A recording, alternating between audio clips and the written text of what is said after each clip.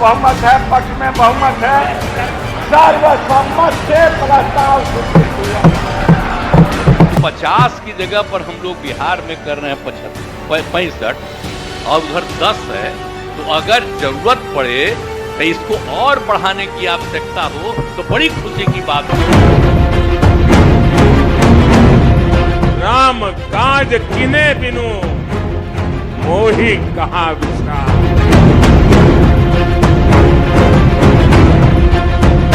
रुकना नहीं है, थकना नहीं है और विश्राम का तो सवाल पैदा ही नहीं होता।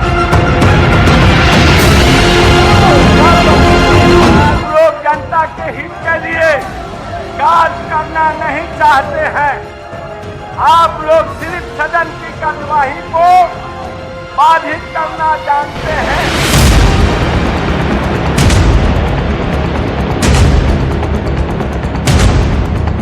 इतिहास में पहली बार कहीं 63% आरक्षण और 10% जो पहले ईडब्ल्यूएस को मिलता था, यानी 75%। पिछड़ा समाज, क्योंकि 112 जातियों को मिलाकर 25% आरक्षण किया जा रहा है, इसको और बढ़ाना चाहिए। नीतीश कुमार जी दलितों के हित में इतना खराब काम किए हैं जो सदियों में नहीं, दशकों में नहीं था। जाति जनगणना के ऊपर अंगुली उठाना, अरे जाति जनगणना कोई मुख्यमंत्री नहीं करता, कोई एमएलए नहीं करता, पूरी सरकार की मशीनरी करती है। पूरी दुनिया आज अयोध्या की तरफ आकर्षित हो रही है।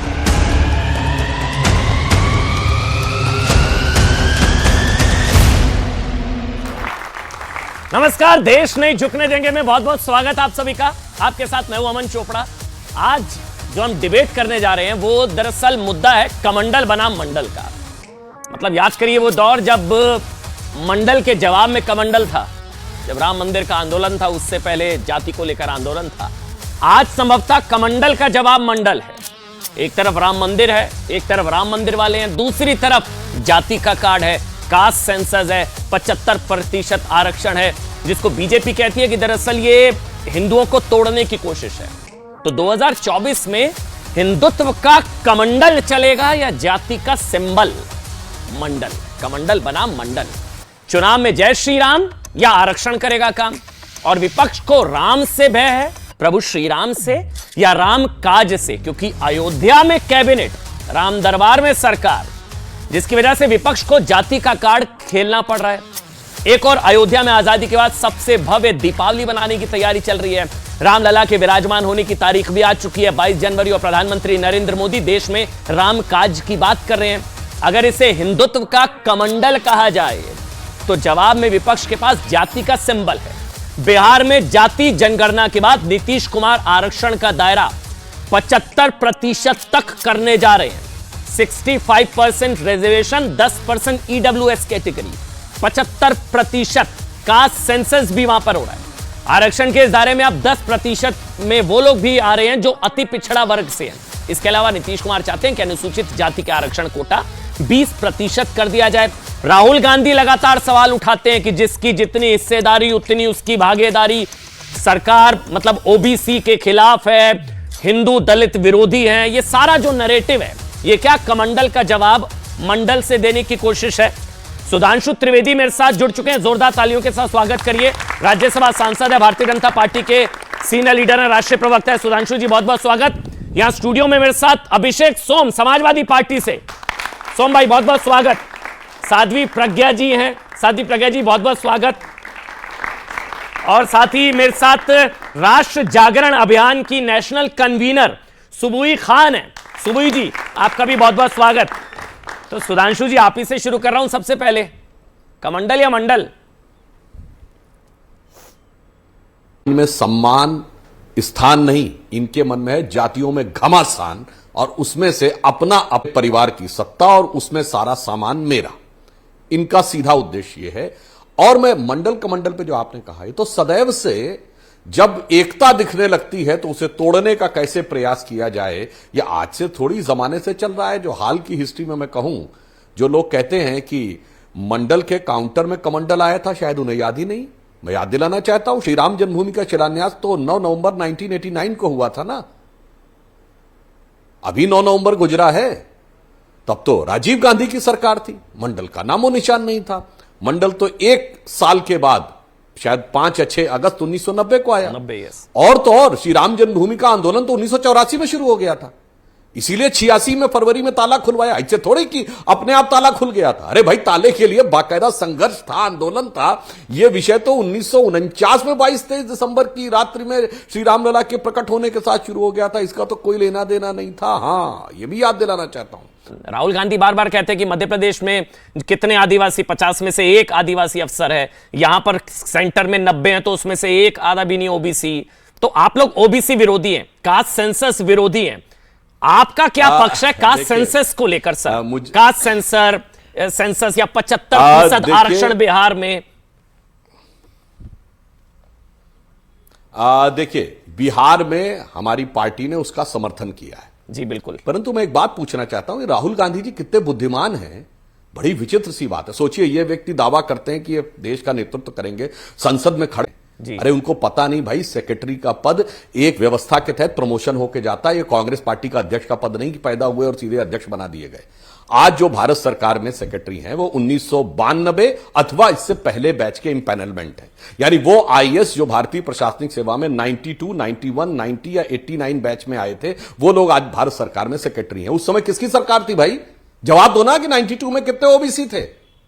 मतलब अपनी सरकार की फजीयत कराने के लिए पार्लियामेंट में खड़े होकर, मतलब जो लोग इनको लिख के देते हैं दिमाग में नहीं लगाते कि आप सेक्रेटरी का विषय उठा रहे हो, यह विषय किस समय पे जाके उठता है। इसलिए आप यह समझें कि आप देश की जनता को मूर्ख बना ले जाएंगे तो एक बार साफ साफ कहिए कि नेहरू जी, इंदिरा जी, राजीव जी गलत, 1992 की हमारी सरकार गलत, और तब आप बात करने की बात कहिए तो हम मानने को तैयार हैं। हमारा स्थान बहुत साफ है। हमने अगर देखा जाए तो पिछड़े वर्ग को जितना स्थान हमने दिया है उतना इनकी पार्टी ने कभी दिया हो तो बता दीजिए। अभिषेक सोम साहब बताइए, आप मतलब राम कमंडल का जवाब मंडल है या वाकई आप पिछड़ों को लेकर गंभीर है?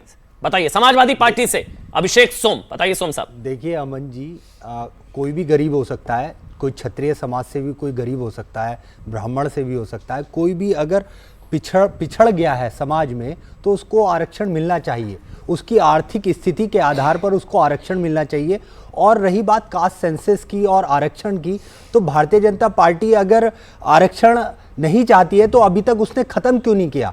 अगर वो बिहार में नीतीश कुमार जी इस आरक्षण के दायरे को बढ़ा रहे हैं तो सेंट्रल में तो सपोर्ट किया है सर। नहीं, ठीक बात है, वो सपोर्ट किया, आपको जानकारी नहीं होगी, सपोर्ट किया। नहीं, मैं केवल इतना कहना चाहता हूं, पिछले 10 सालों में क्यों नहीं परिवर्तन आया है इस व्यवस्था में? वो लालू नीतीश से पूछना पड़ेगा, 32 साल से वही है वो लोग बिहार में। इसके लिए तो ये जवाबदेही भारतीय जनता पार्टी की भी तो है। अन्य प्रदेशों में जहां एक मिनट, बिहार में 75% आरक्षण, 65% देना पड़ा पिछड़ों को। 32 साल से अगर उनके साथ अन्याय हुआ, उनको उनका हक नहीं मिला, तो 32 साल से लालू नीतीश ही तो है मुख्यमंत्री, 33 सालों से शायद।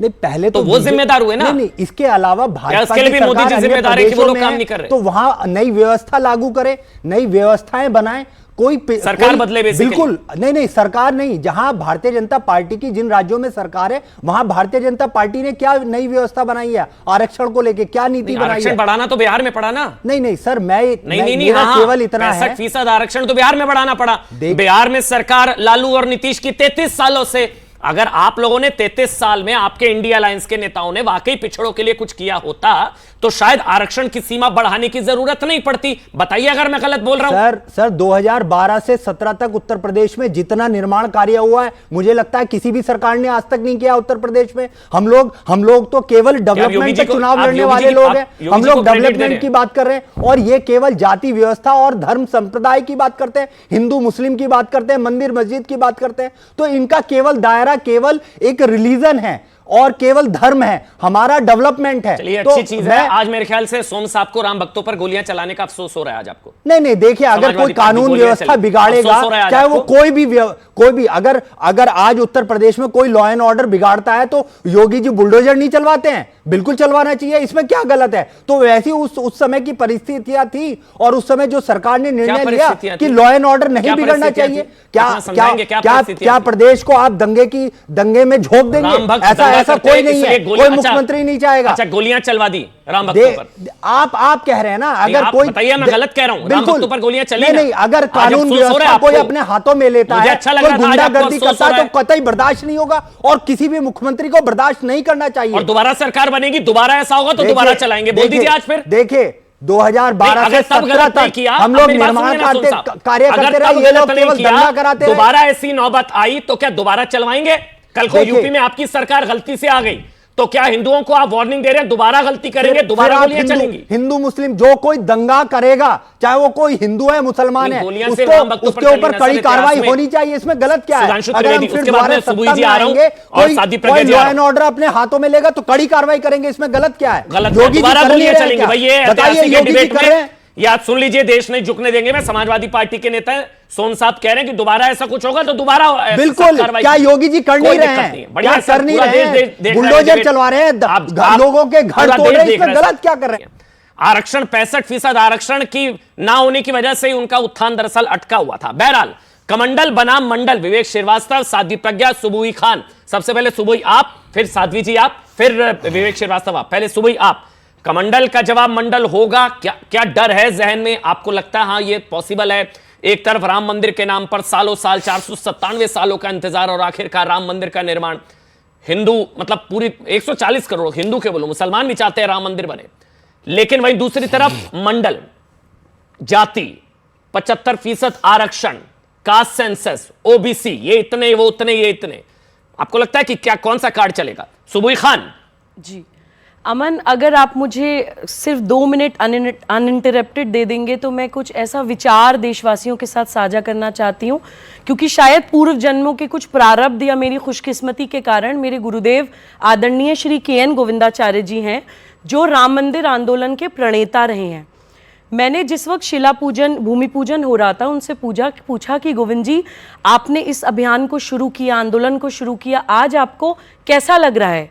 तो उन्होंने जो मुझसे बात कही वो मैं आपके साथ शेयर करना चाहती हूँ। उन्होंने कहा कि बाबू, हमारा आंदोलन केवल मंदिर निर्माण के लिए नहीं था, हमारा आंदोलन राम मंदिर से राम राज्य की ओर, इस यात्रा के लिए था। मैंने उनसे पूछा कि गोविंद जी, राम राज्य होता कैसा है, एग्जैक्टली क्या विजन था जिसके लिए आप लोगों ने ये लड़ाई लड़ी, इतना त्याग दिया, इतनी तपस्या की? तो उन्होंने कहा कि बाबू, श्री रामचरितमानस के उत्तरकांड में राम राज्य का उल्लेख है इन डिटेल।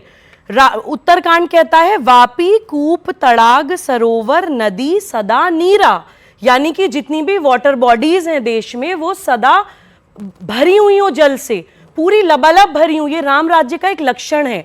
राजा और प्रजा के बीच में कोई डर ना हो, यह राम राज्य का एक लक्षण है। सभी वृक्ष लदे हो, झुके हो फल से, सब्जियों से, यह राम राज्य का लक्षण है। सब नर करें परस्पर प्रीति, यानी कि सब व्यक्तियों में, इंसानों में आपस में प्रीति हो, प्रेम हो। देश भाषाओं में, जातियों में, क्षेत्र में, संप्रदाय में बटा ना हो। और वो श्री राम जो इस मर्यादा की बात कर रहे हैं, इस राम राज्य की बात कर रहे हैं, वो महिला सम्मान के लिए लंका जला दे रहे हैं, यानी राम राज्य में महिला सम्मान भी होगा। तो मैं अमन ये बात करना चाहती हूं आज कि अगर हम उस मंदिर निर्माण को सेलिब्रेट कर रहे हैं तो ये प्लीज किसी भी पार्टी का या इलेक्शनरी मुद्दा नहीं है। राम राज्य, राम मंदिर हर पार्टी, हर भारतवासी का मुद्दा है। साध्वी, आपका क्या पक्ष है? राम राज्य में जाति की दीवार, कास्ट सेंसस, ये सारी चीजें, मैं सुधांशु जी से जरूर पूछूंगा यह सवाल कि राम राज्य में जाति की व्यवस्था, जाति की दीवार, कास्ट सेंसस, टुकड़े टुकड़े, इन सब की जगह होती है क्या या नहीं होती? लेकिन पहले साध्वी और विवेक जी बताइए। साध्वी जी। देखिए अमन, सबसे पहले तो न्यूज़ 18 के सभी दर्शकों को दीपावली की हार्दिक शुभकामनाएं। दीपोत्सव हम मनाने जा रहे हैं, 24 लाख दिए, वहाँ से बहुत सुंदर एक दृश्य होगा जिसे पूरा भारतवर्ष देख पाएगा। तो हम एक पॉजिटिविटी के साथ स्टार्ट करते हैं। और मैं ये ज़रूर कहूँगी कि अगर हम भारत की बात कर रहे हैं, इतनी नेगेटिविटी क्यों है? भारत ने अभी G20 की ऐतिहासिक अध्यक्षता को बहुत ही सफल रूप से संभाला है। डिजिटल एक्सपर्टीज में भारत सबसे आगे है, डिफेंस प्रोडक्शन में भारत आगे है, टॉप टेक वर्ल्ड के जायंट्स को भारत लीड कर रहा है। डेवलपमेंट तो भारत में हो रही है, प्रगति भारत में हो रही है, और राम मंदिर बनना एक सौभाग्य की बात है। अमन, ये बहुत बड़ी बात है कि हमारी पीढ़ी, हम अपनी 75% रिजर्वेशन, मैं आ रही हूं अमन, मैं उसी पॉइंट पे आ रही हूं। आप ये देखो कि हम अपनी आंखों के सामने राम मंदिर को बनते हुए देखेंगे, बहुत बड़ी बात है। लेकिन ये जो रिजर्वेशन की बात है, जैसे सुबोई जी ने बोला, राम राज्य के अंदर कैसा था? राम राज्य के अंदर ये सब नहीं था। अगर वर्ण व्यवस्था थी तो उसके कारण थे वर्ण व्यवस्था के। इस तरीके से आरक्षण नहीं होता था, आरक्षण के नाम पे रायट्स नहीं होते थे। ये लोग जो देश को विभाजित कर रहे हैं, इनकी एक मंशा है जो साफ समझ में आती है। जाति के आधार पर देश को बांटना चाहते हैं, ऊंच नीच में बांटना चाहते हैं। अमन, हम 2023 में रह रहे हैं। Are we still discussing this? क्या हम इस बारे में बात करें? और यहां पर ये जो अभी समाजवादी पार्टी के तो 75% आरक्षण बिहार में, मैं इस पर भी एक चीज बोलना चाहूंगी। ये कह रहे हैं कि हिंदू मुस्लिम करते हैं, है ना, जाति पाति करते हैं। मुझे एक बात बताइए, अखिलेश यादव जब ये कहते हैं इलेक्शन से पहले कि जब हम जीतेंगे तो हम परशुराम भगवान का मंदिर बनवाएंगे, भगवान श्री कृष्ण का मंदिर बनवाएंगे, तब आप जाति पाति की बात नहीं करते हैं। आज भारतवासियों को अपना अधिकार मिल रहा है तो आपको प्रॉब्लम है। उनकी शिकायत है कि हिंदू मुस्लिम नहीं, सिर्फ मुस्लिम मुस्लिम करना चाहिए।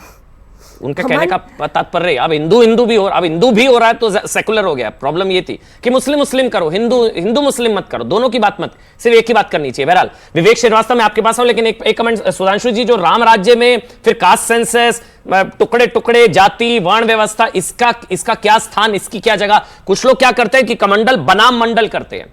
मतलब कुछ लोग कहते हैं एक तरफ मंदिर वाले हैं, दूसरी तरफ जाति वाले हैं। क्या ये वर्सेस है, ये बनाम है, या राम राज्य में भी इसकी परिकल्पना है? क्योंकि आपको विरोधी बताया जाता है इन चीजों का, वैसे विरोध नहीं किया बिहार में। सुधांशु जी, देखिए, मैं दर्शकों को बता देना चाहता हूं, जाके चेक कर लें। कास्ट शब्द जो है ना, ये इंग्लिश का वर्ड नहीं है, ये पुर्तगीज भाषा का शब्द है। और जो Herbert Risley, British census commissioner ने कास्ट के आधार पर सेंसस किया था, उसने जिस आधार पे ऊंचा नीचा तय किया, उसके लिए शब्द है साइंटिफिक रेसिज्म, जो अब दुनिया में वाहियात मानकर ठुकराया जा चुका है कि जिनका माथा ऐसा वो ऊंचे, जिनकी नाक ऐसी, जिनकी आंख ऐसे, जिनके कंधे ऐसे, जिनका हाइट ऐसी, इनकी इस ढंग की एब्सर्ड चीजें जो पूरी दुनिया में वाहियात कह के ठुकराई जा चुकी हैं, भारत में उसके आधार के ऊपर। मैं पुनः कह रहा हूं, जिनको आपने जातियां कहा, ये जाति थे कि व्यवसाय? ये बताइए, तेली, माली, कुम्हार, बढ़ई, धोबी, धानुक, कटिक, ये क्या है भाई? ये तो व्यवसाय थे, और इसको आपने जाति के रूप में खांचे में बैठा दिया। अब ये क्यों हो रहा है? आपने राम राज्य और मंदिर की बात कही तो जानते क्या याद आता है? देखिए, भारतीय राम की कथा में उल्लेख आता, सबसे शक्तिशाली देवता कौन थे? हनुमान जी। अतुलित बलशाली थे, बुद्धि विवेक विज्ञान निधाना, पवन तनय सुत पवन समाना।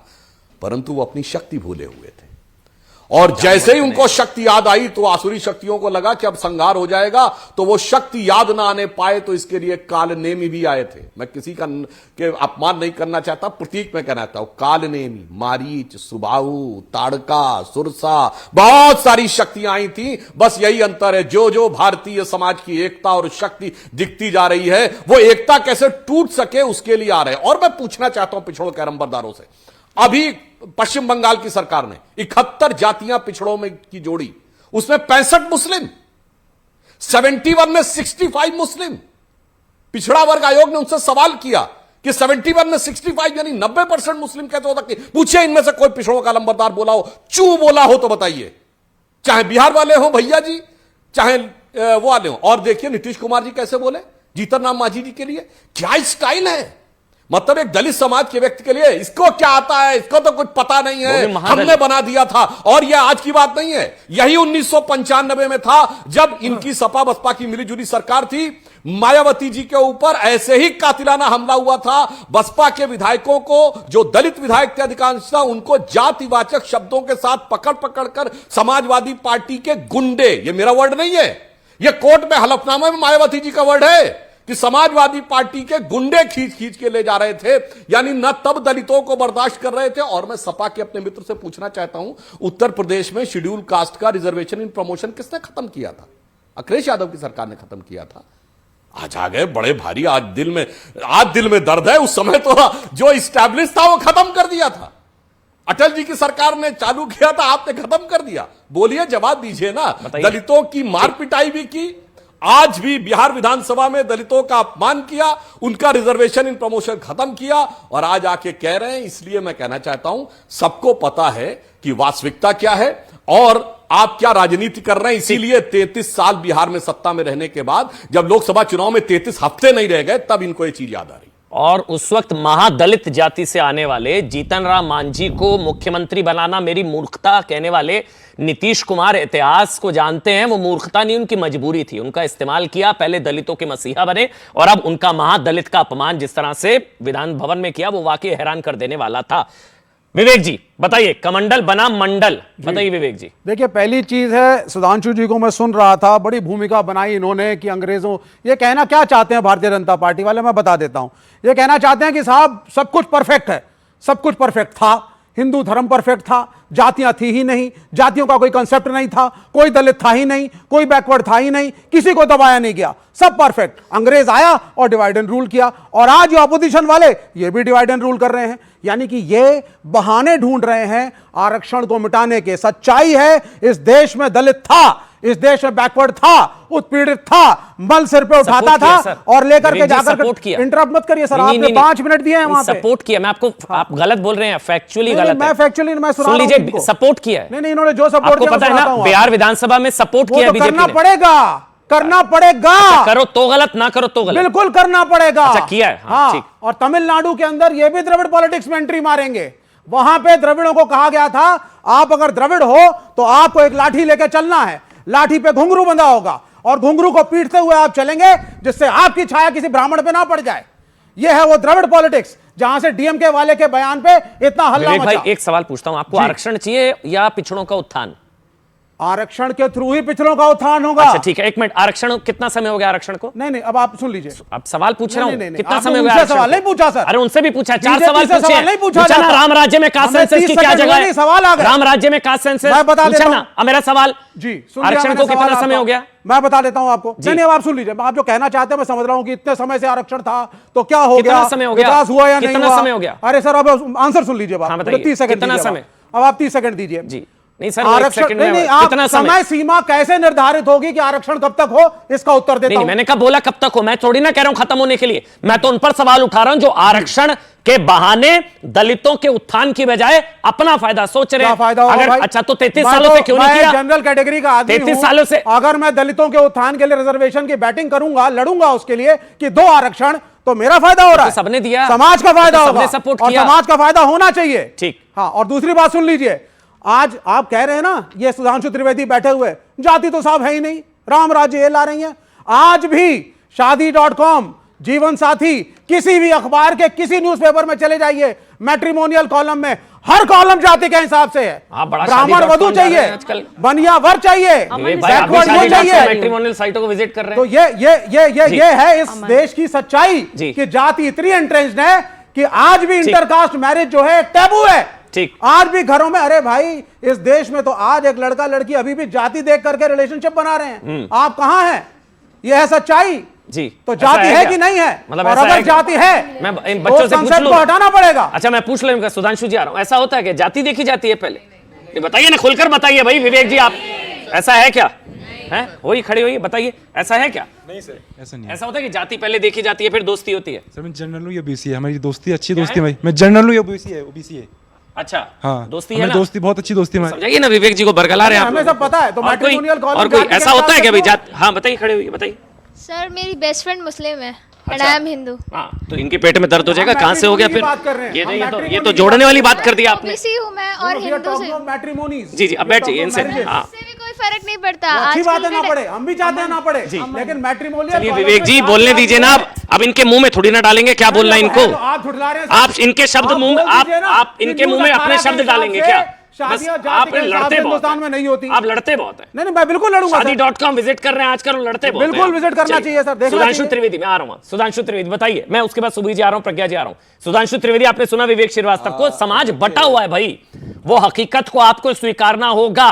65 के आगे चल के शायद अगर काम नहीं होगा, उत्थान नहीं होगा, तो आरक्षण और बढ़ा दिया जाएगा। देखिए विवेक जी को सुन के एक अलग अनुभूति होती है कि लगता है कि इनको लगता विवेक जी को कि जनता विवेक शून्य है। मैं पूछना चाहता हूं, पश्चिम बंगाल की सरकार ने मंडल लागू किया था क्या जब कम्युनिस्ट पार्टी की सरकार थी? बोलिए ना। नहीं कम्युनिस्ट पार्टी का क्या एक हमारे जो मुख्यमंत्री हुए, अब आपने अपने टर्न पे बोलिए, अब आपने अपने टर्न पे बोलिए, आपने अपने टर्न पे मान्यवर। हमारे केवल हिंदी पट्टी में देखिए, मध्य प्रदेश में चुनाव हो रहा है, मैं गिनाना चाहता हूं, उमा भारती जी, बाबूलाल गौड़ जी, शिवराज सिंह चौहान जी, तीनों पिछड़ी जाति से। उत्तर प्रदेश में कल्याण सिंह जी, इसके अलावा हमारे 4 डिप्टी चीफ मिनिस्टर्स हुए उत्तर प्रदेश और बिहार में, केशव प्रसाद मौर्य जी, सुशील मोदी जी, तारकेश्वर जी बिहार में, और रेणुका जी। इन 8 में सिर्फ कल्याण सिंह जी और उमा भारती जी एक जाति के हैं, बाकी 7 अलग अलग जातियों के हैं। और यदि हम प्राइम मिनिस्टर मोदी जी को जोड़ लें, जो हमने गर्व के साथ कहते हैं कि देश का सबसे शक्तिशाली प्रधानमंत्री जनता के द्वारा चुनकर दिया, वो कोई परिस्थिति के समीकरण में देवगौड़ा जी की तरह नहीं बना था जो आप लोग सरकार ने बनाई। अगर आप देख लें तो सिर्फ पीएम, सीएम और डिप्टी सीएम में 9 लोग हुए भिन्न भिन्न 8 जातियों के। मैं पूछना चाहता हूं कम्युनिस्ट पार्टी के मेरा लंबरदार विवेक जी, आपके जो चीफ मिनिस्टर्स हुए केरल में ईएमएस नंबूदिरीपाद से लेके पिनारी विजयन से लेके और वीएस अच्युतानंदन तक, और बताइए बंगाल में ज्योति बसु से लेके बुद्धदेव भट्टाचार्य और आपके नेताओं में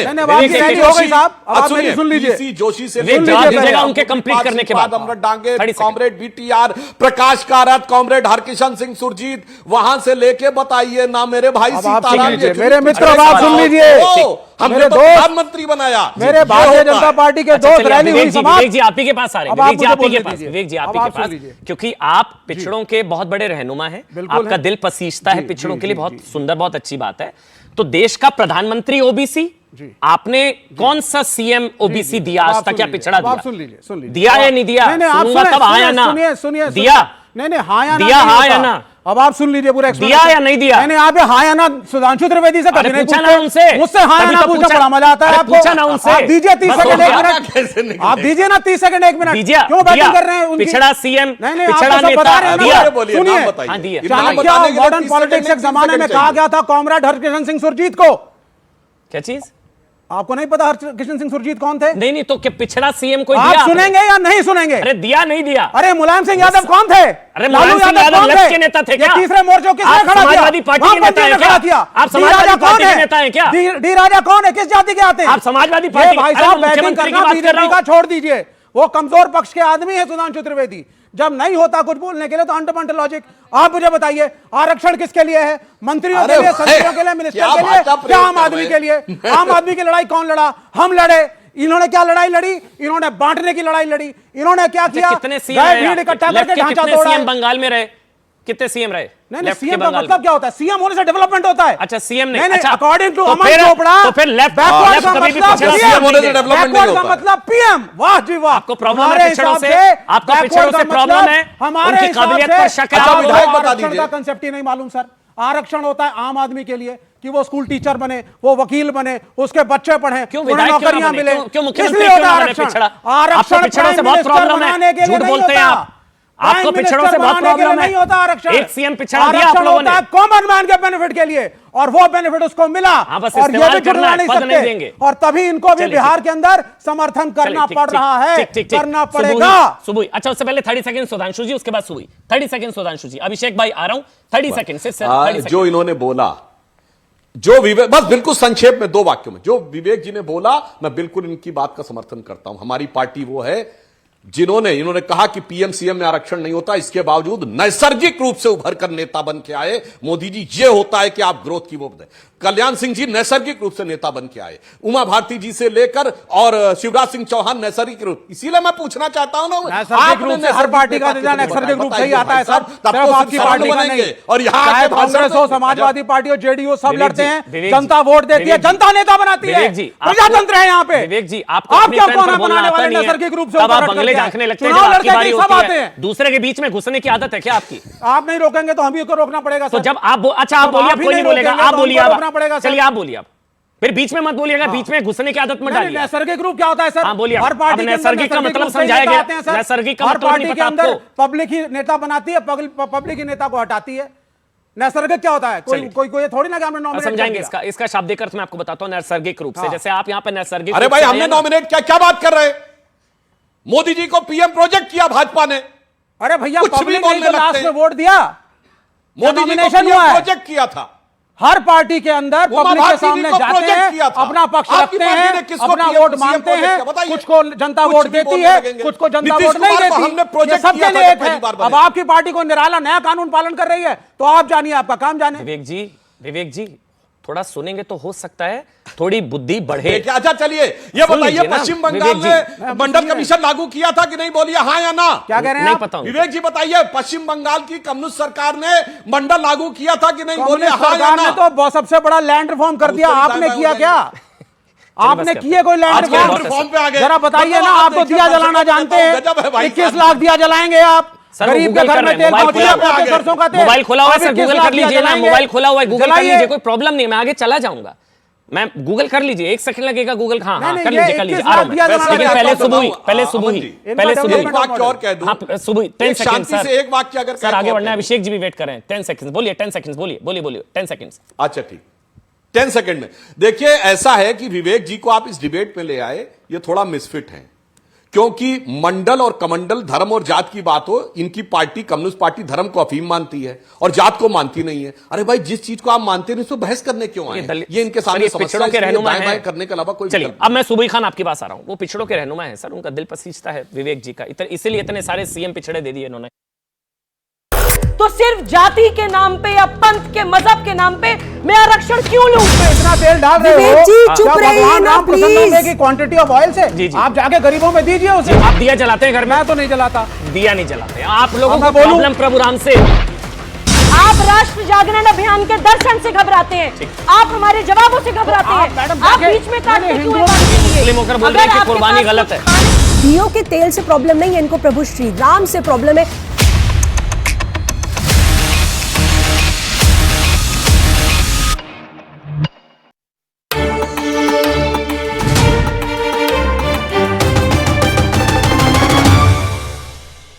प्रभु जी भुजिया में क्या है इतना खास? क्या है ये केरल के मसालों की कारीगरी? क्या है ये उस मिर्च का जादू जो आती है आसाम से? क्या है ये राजस्थान के मोठ का स्वाद? सदियों का इतिहास और आने वाली कई सदियों का विश्वास। प्रभु जी भुजिया, भुजिया का दूसरा नहीं, पहला नाम। ये नया इंडिया, नए नजरिए का इंडिया, जहां लोगों का नंबर 1 भरोसा बनता है वो जो उनके मुद्दे, उनकी आवाज निडर होकर उठाता है, लोगों की नंबर 1 पसंद बनता है वो जो सिर्फ रफ्तार नहीं जिम्मेदारी पर भी विश्वास रखता है, देश का नंबर 1 न्यूज चैनल बनता है वो जो देश हित और जनहित दोनों को सर्वोपरि समझता है। न्यूज़ 18 इंडिया, नए इंडिया का नया नंबर 1 न्यूज चैनल। कहाँ? वो हमारे पड़ोसी ना गुप्ता जी, उनको डिनर पे बुला लेंगे कभी। प्रभु जी सोन पापड़ी बांटने की नहीं, खाने की चीज है। प्रभु जी सोन पापड़ी बस मौका चाहिए जी। बस मौका चाहिए जी। मना किया था ना, जब घर पे ना हो तो नो बदमाशी। When will you learn? Angry eyes. Angry eyes and all. लग गए। लगाना है तो पूरे घर में फिनोलेक्स LED लगाओ। When will you learn? So no stress, Finolex.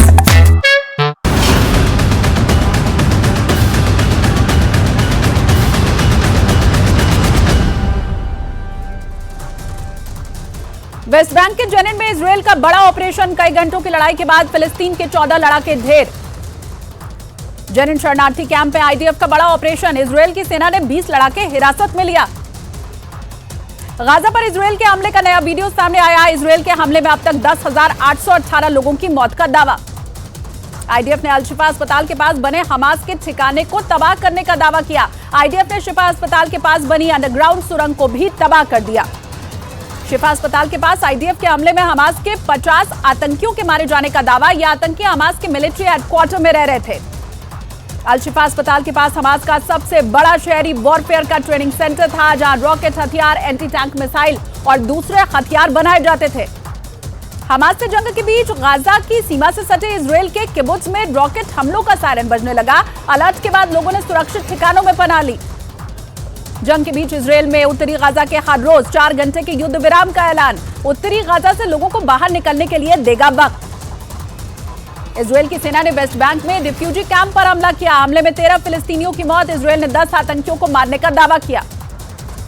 Yemen के हूथी विद्रोहियों ने इजरायल पर बड़ा हमला करते हुए कई मिसाइलें दाग दी। हमले में इजरायल के कई शहरों में बड़े नुकसान का दावा किया गया। उत्तरी गाजा में इजरायल की सेना हमास के ठिकानों की तलाश में सर्च ऑपरेशन चला रही है। इस दौरान आईडीएफ के हमले में हमास के कई लड़ाके मारे गए। आईडीएफ के जमीनी ऑपरेशन के दौरान हमास के लड़ाकों ने गोलीबारी की, जिसके जवाब में इजरायल की सेना ने पलटवार किया। गाजा सिटी के अंदर इजरायल की सेना घुसी। इस दौरान इजरायल के सैनिकों और हमास के लड़ाकों के बीच जबरदस्त झड़प और गोलीबारी हुई। हमास के स्वास्थ्य मंत्रालय ने दावा किया, इजरायल के एयर स्ट्राइक के बाद गाजा में ब्लड बैंक की सेवा बंद हो गई। संयुक्त राष्ट्र से जुड़ी संस्था ने दावा किया, गाजा में राहत काम में जुटे यूएन के अब तक 99 लोगों की मौत। अमेरिकी राष्ट्रपति जो बाइडेन ने गाजा में मानवीय सहायता बढ़ाने की वकालत की। इसके साथ ही इजरायल से गाजा में आम नागरिकों की रक्षा की अपील भी की। इजरायल के प्रधानमंत्री नेतन्याहू ने युद्ध को हमास के खात्मे तक जारी रखने का ऐलान किया। कहा, गाजा पर कब्जे का कोई इरादा नहीं। जंग के बीच इजरायल के प्रधानमंत्री नेतन्याहू ने कहा, वो फिलिस्तीन को विस्थापित करने की कोशिश नहीं कर रहे हैं, वो जंग से फिलिस्तीनियों को दूर रखना चाहते हैं। इजरायल की सेना ने हमास के पकड़े गए आतंकियों का वीडियो जारी किया। दावा किया कि हमास के आतंकियों ने गाजा में अल-शिफा अस्पताल को बनाया था ठिकाना। गाजा के अल-शिफा अस्पताल के पास जोरदार धमाका, धमाके के बाद मचा हड़कंप, भागते दिखाई दिए लोग। लंदन में कल फिलिस्तीन के समर्थन में बड़ी रैली होगी। लंदन के पुलिस प्रमुख ने रैली पर प्रतिबंध लगाने से इनकार किया। एक महीने में लंदन में 200 प्रदर्शनकारी गिरफ्तार हुए। ब्रिटेन में फिलिस्तीन के समर्थन में प्रदर्शन पर सख्त हुए। प्रधानमंत्री ऋषि सुनक का प्रदर्शन की अनुमति देने के लिए पुलिस अधिकारी जिम्मेदार होंगे। आईडीएफ के प्रवक्ता रियल एडमिरल डैनियल हागारी ने बड़ा दावा किया है। बताया कि हमास के उत्तरी गाजा से अपना नियंत्रण खो दिया है। आम लोग दक्षिणी इलाके में शिफ्ट हुए। अमेरिका की खुफिया एजेंसी सीआईए के निदेशक और इजरायल के मोसाद चीफ ने कतर के प्रधानमंत्री से मुलाकात की। उनसे बंधकों की रिहाई पर बात की। गाजा के खान यूनिस से नासिर अस्पताल में घायलों की बड़ी संख्या। इजरायल के एयर स्ट्राइक में गाजा में कई लोगों के घायल होने का दावा। गाजा के बेतलाइया में इजरायल की सेना और हमास के लड़ाकों के बीच भीषण लड़ाई। इमारत में छिपे हमास के लड़ाके इजरायल के काफिले पर गोलीबारी करते दिखाई दिए। गाजा के अल-शिफा अस्पताल के एक छात्र ने आईडीएफ पर भीषण गोलीबारी करने का आरोप लगाया। मेडिकल छात्र ने इजरायल के हमले रोकने की अपील भी की। जर्मनी ने इजरायल को 2023 में $323 मिलियन के हथियार बेचने की मंजूरी दी। 2022 के मुकाबले इस साल 10 गुना ज्यादा मंजूरी। इजरायल के एयर स्ट्राइक के बाद गाजा के शैडिया में कई लोगों मलबे में दबे कई लोगों को बाहर निकाला गया। इजरायल हमास जंग को लेकर संयुक्त राष्ट्र ने अब तक के किसी एक ऑपरेशन में सबसे ज्यादा लोगों की मौत का किया दावा। ब्राजील ने हिजबुल्लाह से जुड़े आतंकियों को पकड़ने का दावा किया। बताया गया कि हिजबुल्लाह से जुड़े आतंकी यहूदियों पर हमले की रच रहे हैं साजिश। सीरिया से हुए हवाई हमले पर इजरायल की सेना ने जबरदस्त पलटवार किया। आईडीएफ ने सीरिया के उस ठिकाने को तबाह करने का दावा किया। संयुक्त राष्ट्र ने उत्तरी गाजा से 50,000 फिलिस्तीनियों के विस्थापन का दावा किया। जंग के बीच लोगों ने गाजा के दक्षिणी हिस्से में शरण ली थी। इजरायल की सेना ने एरो 3 एयर डिफेंस सिस्टम के सफल लॉन्च का दावा किया। लाल सागर इलाके में इजरायल पर होने वाले हमलों को रोकने के लिए तैयार किया गया। 7 अक्टूबर को हमास के हमले में बचे लोगों का बयान। का हमास आतंकियों ने चारों तरफ से घेरकर गोलीबारी की थी। हमास के साथ ही हिजबुल्लाह के ठिकानों पर इजरायल की सेना के ताबड़तोड़ हमले, जिसके बाद दक्षिणी लेबनान में जमकर तबाही हुई। हिजबुल्लाह को काफी नुकसान पहुंचा। इजरायल के पीएम बेंजामिन नेतन्याहू की पत्नी ने बंधकों के परिवार वालों से मुलाकात की। हमास से बंधकों की सकुशल रिहाई का भरोसा भी जताया। फिलिस्तीन के पीएम ने हमास को एक विचारधारा बताया। कहा, इजरायल हमास को कभी खत्म नहीं कर पाएगा। हमास से जारी जंग के बीच इजरायल को भारी नुकसान हो रहा है। बैंक ऑफ इजरायल ने हर हफ्ते $600 मिलियन के नुकसान का अनुमान लगाया। दक्षिण इजरायल के इलियट शहर में हवाई हमले का सायरन बजा। इसके बाद लोग बंकरों में भागते दिखाई दिए। लाल सागर की ओर जा रहे एक मिसाइल को इजरायल के एयर डिफेंस सिस्टम ने मार गिराया। दावा यह किया गया कि यह मिसाइल अटैक यमन से हूथी संगठन ने किया। नेतन्याहू ने गाजा में मारे गए इजरायल के एक सैनिक के परिवार से मुलाकात की। शहीद सैनिक को श्रद्धांजलि दी गई। इजरायल की सेना के प्रमुख हर्जी हलेवी ने जंग के बीच इजरायल के कमांडर और सैनिकों से मुलाकात की। जंग के हर मोर्चे पर साथ रहने का भरोसा दिया। हमास बंधक बनाए गए 12 साल के इजरायली लड़ाके को जल्द रिहा कर सकता है। बच्चे की रिहाई के लिए कैंपेन के तहत उस पर एक फिल्म बनाई गई। गाजा में फिलिस्तीन का कट्टरपंथी गुट इस्लामिक जिहाद इजरायल को 2 लोगों को जल्द रिहा करेगा। स्वास्थ्य वजहों से एक औरत और एक बच्चे को छोड़ेगा। इजरायल के अधिकारियों ने गाजा पट्टी में मानवीय संकट होने से इनकार किया। कहा जरूरतमंदों को पहुंच रही है हर तरह की सहायता। संयुक्त राष्ट्र ने गाजा में मानवीय मदद के लिए युद्ध विराम की अपील की। कहा आम लोगों की सुरक्षा को सुनिश्चित किया जाना चाहिए। गाजा के उत्तर इलाके में फिर हुआ जोरदार धमाका। इजरायल के हमलों के बाद आसमान में दिखाई दिया धुएं का गुब्बार। इजरायल की सेना ने गाजा पर हमलों का एक आंकड़ा जारी किया। गाजा पर अब तक 9,500 रॉकेट से हमले का दावा। इजरायल की सेना ने गाजा शहर में ग्राउंड ऑपरेशन का वीडियो जारी किया। दावा यह किया गया कि इजरायल की सेना ने 50 आतंकियों को ढेर किया। लेबनान के हमलों का इजरायल ने किया पलटवार। आईडीएफ ने लेबनान के उस ठिकाने पर हमला किया जहां से इजरायल पर हुआ था हमला। इजरायल की सेना ने हमास के कई ठिकानों पर किए हमलों का वीडियो जारी किया। इजरायल ने हमास के कई आतंकियों को मार गिराने का दावा किया। इजरायल ने जंग के बीच गाजा में अपने अब तक के सबसे आधुनिक ड्रोन का इस्तेमाल किया। शहरी इलाकों में हमास के आतंकियों का पता लगाने की कोशिश की गई।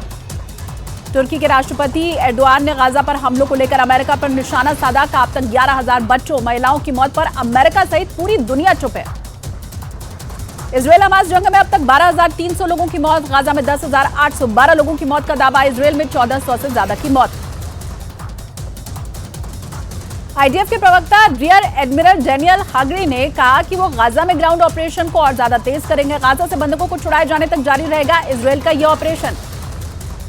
युद्ध के 35वें दिन इजरायल की सेना ने गाजा में एयर स्ट्राइक रोकी। कहा आम नागरिकों की रक्षा और उनको निकालने के लिए रोके गए हमले। गाजा के अल-शिफा अस्पताल के पास हमास के ठिकानों पर आईडीएफ का कब्जा। 190 घंटे की भीषण लड़ाई के बाद हमास के 50 लड़ाके ढेर। 7 अक्टूबर के बाद इजरायल पर उत्तरी गाजा की 40 से ज्यादा मस्जिदों को तबाह करने का आरोप। इजरायल ने मस्जिदों में हमास के लॉन्च पैड होने का दावा भी किया। फिलिस्तीन ने इजरायल के पास परमाणु हथियार होने की आशंका जताई, जबकि इजरायल हमेशा कभी भी अपने पास एक भी परमाणु हथियार होने से इनकार करता रहा है। फिलिस्तीन को डर है कि हमास के खात्मे की आड़ में इजरायल गाजा पर परमाणु बम गिरा सकता है। फिलिस्तीन ने इंटरनेशनल एटॉमिक एनर्जी एजेंसी से इजरायल के परमाणु कार्यक्रम पर नजर रखने की मांग की। कुछ दिन पहले इजरायल के एक मंत्री ने गाजा में जारी हमास जंग में परमाणु बम गिराने की धमकी दी थी, जिसके बाद नेतन्याहू ने उस मंत्री को निलंबित कर दिया था। इजरायल ने हमास पर अस्पताल और मस्जिद के साथ ही स्कूल में छिपने का आरोप लगाया है। इजरायल की फौज ने बच्चों के स्कूल में हमास की ड्रोन फैक्ट्री को तबाह करने का दावा किया। हमास के नेताओं की संपत्ति कई गुना बढ़ने का दावा। मीडिया रिपोर्ट्स के मुताबिक हमास के चीफ इस्माइल हानिया, खालिद मशाल और अबू मरजूक की कमाई करोड़ों डॉलर में हुई। हमास की 8 साल की कमाई 8,000 करोड़ रुपए से ज्यादा है, जबकि इस्माइल हानिया, खालिद मशाल और अबू मरजूक के पास करीब 90,000 करोड़ रुपए से ज्यादा की संपत्ति है। अमेरिका के अखबार द न्यूयॉर्क टाइम्स की रिपोर्ट में बड़ा दावा। कतर को बताया गया हमास का सबसे बड़ा आर्थिक मददगार। रिपोर्ट में तुर्की, ईरान समेत कई मुस्लिम देशों से मदद की बात भी कही। अमेरिका के अखबार द न्यूयॉर्क टाइम्स ने यह दावा किया है कि हमास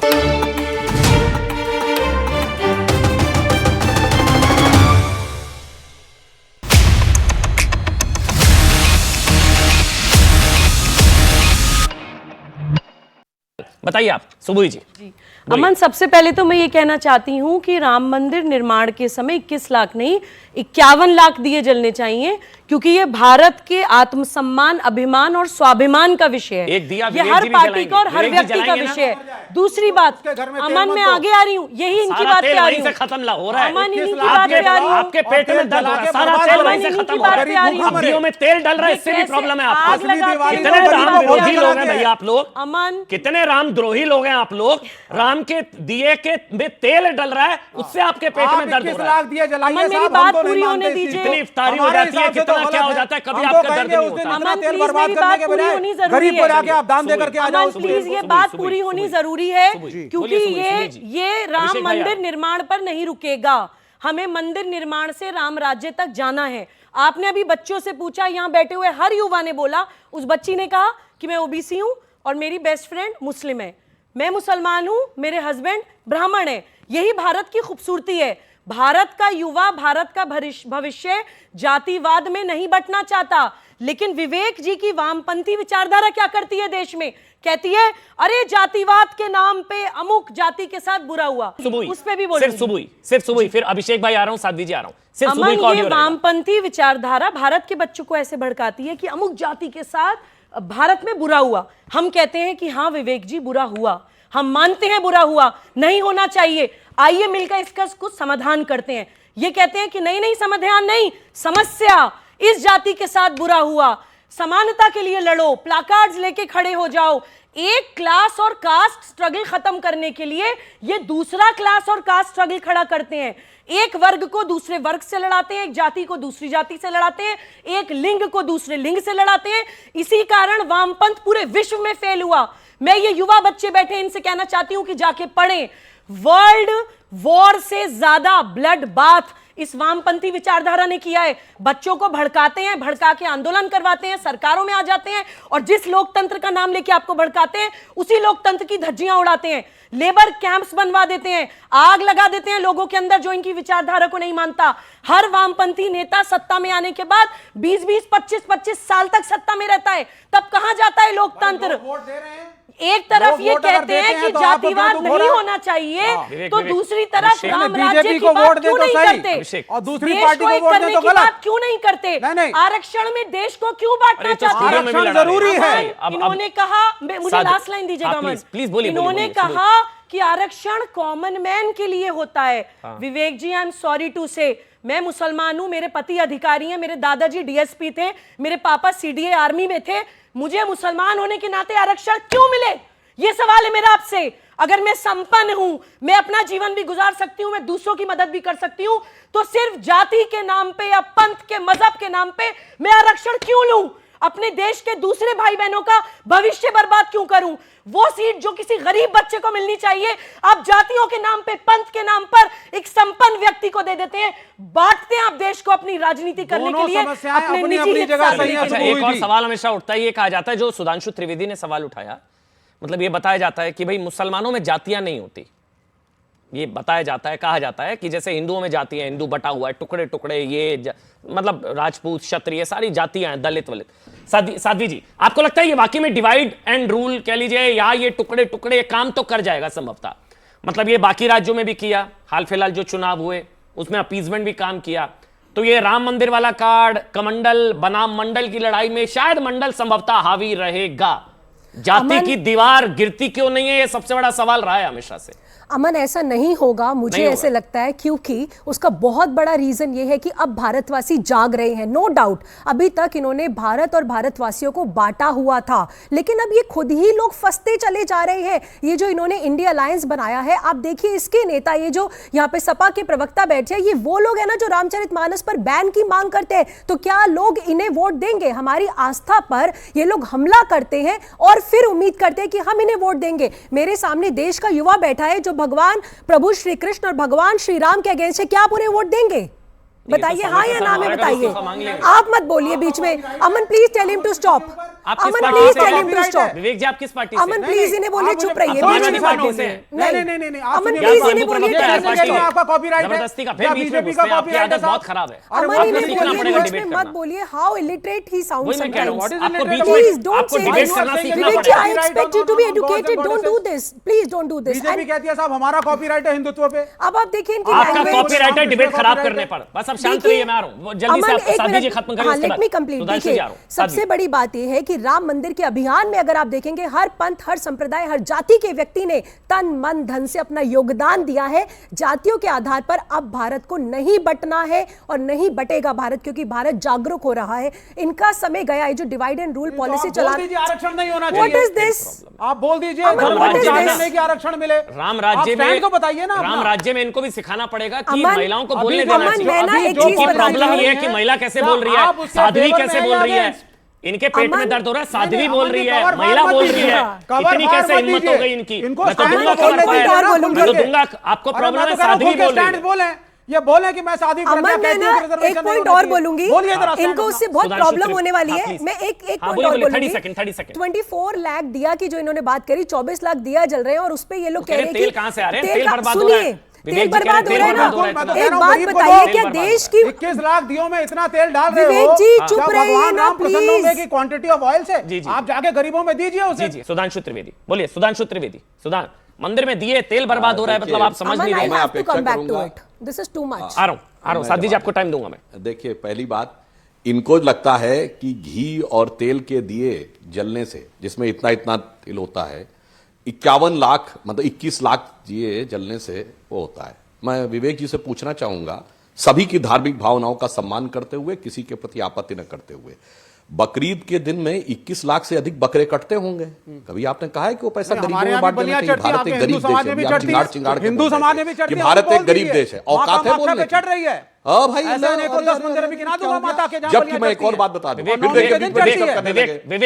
देखिए फिर बोलने लगे। दोनों में बोलो ना, बकरा कटने की बात कर दी, उनको बुरा लग गया। अब बात आगे बोलता हूं, अब सुनिए विवेक श्रीवास्तव, अरे सुनिए कैसे विवेक से ऑडियो बंद कर दीजिए यहाँ सर, एक एक कैसे असहज हो जाते हैं जैसे ही एक दूसरा ऑडियो बंद कर दीजिए, एक एक करके बोलेंगे सर। विवेक भाई, अब आगे की बात बोलता हूं, आपको पूरा मैं दर्शकों से कहता हूं जाके चेक करिए, जब देसी घी के दिए जलाए जाते हैं तो उससे निकलने वाली जो गैसेज हैं वो एनवायरनमेंट को डैमेज नहीं करती हैं, वो पॉजिटिव इंपैक्ट डालती हैं। जबकि जो बीफ बनता है उससे क्लोरोफ्लोरोकार्बन जो कि ग्रीन हाउस गैसेज में सबसे बड़ा कंट्रीब्यूटर है, कोई जाके इंटरनेट पे चेक कर ले। मगर उसके बाद भी ये पढ़े लिखे होने का दावा करने वाले कम्युनिस्ट चुप, इनके मुंह में दही जम जाएगा, उसके बाद फिर आके ज्ञान देंगे कि दिए नहीं जलने चाहिए, दिए में इतना इतना जलता है, और अगर 2 करोड़ बकरे भी कट जाएं तो वहां ज्ञान नहीं देंगे कि वो गरीबों को बांट देना चाहिए वगैरह वगैरह वगैरह। दीपावली आप घर में दिया जलाते हैं? आप बोलिए अब आप मुझे बोल लें, आप घर में दिया जलाते हैं दीपावली? लेट मी काउंटर है, पूछ रहा हूं, अनफेयर बात है अमन भाई। हैप्पी दिवाली, शुभ दीपावली, आप लोग कहते हैं आप घर में दिया जलाते हैं? सुधांशु त्रिवेदी को आप घर में दिया जलाते हैं? मैं आपके प्रश्न का नहीं, पहले मैं सवाल का जवाब दूंगा। आपको राम मंदिर में दिए से प्रॉब्लम है, आप अपने घर में दिया जलाते हैं? मैं आप मुझे पहले आप अपने घर में दिया जलाते हैं? उन्होंने बकरीद पे आप बात अपने करी, घर में दिया जलाते हैं? सर मैं जलाऊं ना जलाऊं? अरे आप तेल से प्रॉब्लम है ना आपको? That is my personal तेल life. वेस्ट हो रहा है That ना, is my पर्सनल personal क्या life. होता है फिर? मेरे को एक उत्तर यहाँ देने पर आके दीजिए। बोल रहे हैं कि इनके तेल प्रश्न वेस्ट का हो रहा है, उत्तर अपने देने घर दीजिए। में दिया जलाते सुधांशु हैं? त्रिवेदी इतने कमजोर हैं कि आप उनको कवर फाड़ देते हैं। मैं तो सवाल पूछ तो रहा हूँ, क्यों आप कवर अपने देते घर में हैं दिया इनको? जलाते हैं? पहले आप उनको समय आप ज्यादा अपने घर देते में दिया हैं, जलाते फिर हैं? आप उनको कवर आपको फाड़ देते हैं। प्रॉब्लम हो रही थी मुझे कि मेरे प्रभु प्रश्न राम के का- मंदिर में आप दियों मुझे में 40 तेल मिनट डल रहा दीजिए ना है, सर। आपको तेल वेस्ट होता नजर आ रहा था, आप घर में क्यों दिया डरते हैं मेरी जलाते हैं? आवाज से? आप मुझे घर में बोलने दिया दीजिए ना जलाते 40 हैं? सेकंड। मैं नहीं आपको उत्तर छोड़ूंगा मिलेंगे। सर, आप माफी आप इतने मांगिए, सीनियर एंकर वरना मैं हैं। नहीं, मैं बोलूंगा आप दिया जलाते हैं घर में? मैं तो नहीं जलाता। दिया नहीं जलाते हैं आप लोगों मैं को बोलूं? प्रॉब्लम प्रभु राम से? अब मैं बोलूं? इफ्तार में जाते हैं? अब मैं बोलूं? इफ्तार में जाते हैं किसी के? मैं डिबेट से इफ्तार, वापस हाँ करूंगा। भागेंगे भागेंगे, आप मुझे you are पता not भागेंगे letting me आप, speak. मुझे पता You भागेंगे। are not इफ्तार में letting me जाते हैं? speak. इफ्तार में You are जाते हैं? batting for the BJP नहीं, man. इफ्तार जाते हैं? क्योंकि सुधांशु इफ्तार त्रिवेदी जाते को हैं? दम नहीं है। इफ्तारी पार्टी कि मेरी जाते हैं? लॉजिक को झेल इफ्तारी पाए। पार्टी तो जाते आप हैं? नहीं उसको छोड़ूंगा कवर फाड़ सर। दे रहे हैं। आपको प्रॉब्लम आप प्रभु मुझे राम बोलने से दीजिए पहले। इन्होंने कहा साहब बकरीद की बात कही, हाँ। इन्होंने कहा साहब बकरीद पे बकरे कट रहे हैं। हमारे हिंदुओं समाज के अंदर भी बलियां चढ़ती हैं, माता कामाख्या पे चढ़ती हैं, अनेकों माताएं हैं उनके मंदिर में चढ़ती है। नौवीं के दिन चले जाओ मेरे होम टाउन में, भागो नहीं वहां विषय भी से। चढ़ती है। अब बोलने तो पहले विषय आप। से भागिए नहीं। Sudhanshu Trivedi don't stop me now. आप सीधे बोलिए कि वो डिस्ट्रीब्यूट होना चाहिए। लॉजिक से कहाँ भाग गए? तुम्हारा सिर घूमने लगता है और सुनते नहीं हो। पहले बलि हर समाज हर धर्म के अंदर है। किसका सिर घूम पहले इस रहा है बात को देखने सुन लो। वाले को दिखाई अगर पड़ रहा है। आपको नॉन वेजिटेरियन फूड खराब लगता है, पहले जाइए और विश्व हिंदू परिषद के पास कंप्लेंट दर्ज करिए और हिंदू मंदिरों के अंदर सुबुई और बलियों को साध्वी बंद जी कराइए। 30 सेकंड मुझे वाइंड अप करना है। दूसरी नहीं सर, चीज दूसरी नहीं, पहली का ही जवाब नहीं दिया। बकरे कटना गलत आया ना? नहीं दियो में तेल गलत, बकरे कटना गलत आया ना? अरे भैया बकरा कट के लोग खा रहे, हिंदू भी खाते हैं। मुझे वाइंड अप करना है। सुबुई 30 सेकंड और साध्वी जी 30 सेकंड, फिर अभिषेक भाई आपके पास 30 सेकंड मुझे वाइंड अप करना है। आखिरी सुबुई जल्दी से। अमन, बहुत दुख होता है जब ये हिंदू शब्द को कम्युनलाइज करते हैं और एक रिलीजन की तरह इस्तेमाल करते हैं। Hindu is not a religion, Hindu is a Commonwealth of all modes of worship. सभी पूजा पद्धतियों का संघ है। कश्मीर से कन्याकुमारी तक हजारों देवी देवता हैं हमारे देश में। हर आदमी अपने आस्था के हिसाब से किसी को भी पूछ सकता है। और अभी ये बलि की और बकरीद पे कुर्बानी की बात कर रहे थे, विवेक जी शायद ये नहीं जानते कि हिंदू ये कहता है एक ही सत्य सभी जड़ चेतन में अनुस्यूत है। Same consciousness permeates in all animate and inanimate matter. चाहे वो बकरीद पे बकरे कटना हो या कहीं पे अगर आस्था के नाम पर बलि दी जा रही है। अमन, ये बोलने क्यों नहीं दे रहे हैं? आप मेरे लॉजिक से घबराते हैं। आप राष्ट्र जागरण अभियान के दर्शन से घबराते हैं। आप हमारे जवाबों से घबराते हैं। आप बीच में काटते क्यों हैं बात को? क्यों इतना बौखलाते हैं? तो बोलने तो दीजिए बात को। मैं तो बोलने दे रहा हूं। बोलने तो दीजिए। मैंने सिर्फ ये पूछा हर है। सवाल का जवाब देने को तैयार हूं मैं। अमन, चाहे बलि हो चाहे कुर्बानी हो, किसी की भी जीव हत्या भारत में पाप मानी जाती है। पशु वध केवल एक परिस्थिति में जायज है, ह्यूमन सर्वाइवल के लिए। मुस्लिम होकर बोल रहे हैं कि कुर्बानी गलत है। खाने के लिए आखिरी 30 second Sadhvi ji, 30 second please, मुझे वाइंड अप करना है, बहुत देर हो गया। 30 सेकंड में प्लीज कोई बोलेगा नहीं। मैं बस ये कहूंगी कोई नहीं बोलेगा, सबको कि ये जो 24 लाख दियों की बात हो रही है, इसमें जो घी और तेल जलाने की बात हो रही है, इसमें विवेक जी ने इतना कुपोषित लॉजिक दिया है, अपना इतना इलॉजिकल लॉजिक दिया है। आप एक बात बताइए, अगर हम वहां पर दिए जला रहे हैं, हम सामाजिक समरसता फैला रहे हैं, हम भारत के स्वाभिमान का विषय गए हैं तो इनको इतनी प्रॉब्लम हो रही है। क्या देश में सभी डिपार्टमेंट्स ने, होम मिनिस्ट्री ने अपना काम रोक दिया, क्या ट्रांसपोर्ट डिपार्टमेंट ने अपना काम रोक दिया, क्या क्लाइमेट ने अपना। लेकिन एक सेकेंड, एक बात मेरी और मैं ऐड करना चाहूंगी, इनको दियो के तेल से प्रॉब्लम नहीं है, इनको प्रभु श्री राम से प्रॉब्लम है। इनको यह प्रॉब्लम है कि हर पंथ, संप्रदाय, जाति का व्यक्ति एक साथ मिलकर राम के अभियान में अपना योगदान दे रहा है, इनको उससे प्रॉब्लम है। और ये जो बौखलाहट है ना, वो यहाँ देखने को मिल रही है, इनको उससे प्रॉब्लम है।